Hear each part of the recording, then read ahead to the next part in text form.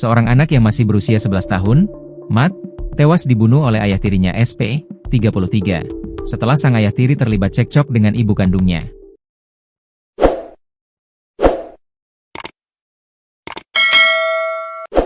Korban meninggal dengan bekas luka di leher diduga akibat dicekik, dan ditemukan di kamar mandi. Dari keterangan tersangka, korban ini dicekik.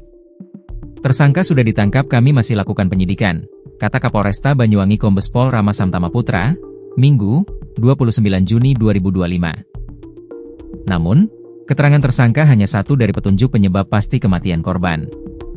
Polisi akan memastikan penyebab korban kehilangan nyawa dengan menggelar proses otopsi terhadap jenazah korban di RSUD Blambangan oleh Dokter Forensik RS Bayangkara Bondowoso, Minggu, 29 Juni 2025. Rama menjelaskan konflik rumah tangga antara tersangka dan istrinya, NIZ, 32, telah berlangsung selama sekitar 10 hari sebelum kejadian nahas itu terjadi. Istrinya memilih pulang ke rumah orang tuanya di Gombolirang bersama 2 anak dari pernikahan sebelumnya.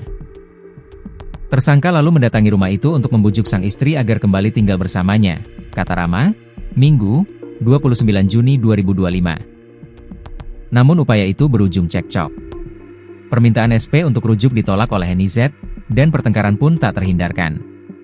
Setelah pertengkaran tersebut, NIZ sempat pergi keluar rumah bersama 1 anaknya, sementara korban, Matt, 11, ditinggal di rumah dalam keadaan bermain.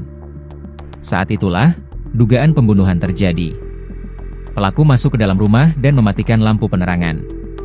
Dari olah tempat kejadian perkara, diduga ia sengaja menciptakan suasana gelap untuk melancarkan aksinya, jelas Rama. Ketika kembali, NIZ mendapati rumah dalam kondisi gelap dan memergoki SP masih berada di dalam rumah. Tersangka langsung melarikan diri melalui pintu belakang. Sang ibu kemudian mencari anaknya dan menemukan Matt sudah tidak bernyawa di kamar mandi. Korban diduga meninggal akibat tindakan kekerasan.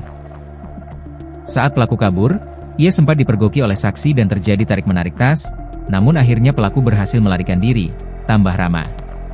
Tim dari Satreskrim Polresta Banyuwangi bersama Polsek Kabat melakukan penyelidikan dan pelacakan terhadap pelaku. Hanya dalam waktu 3 jam, tersangka berhasil kami amankan di wilayah Kecamatan Singojuruh, ujar Rama.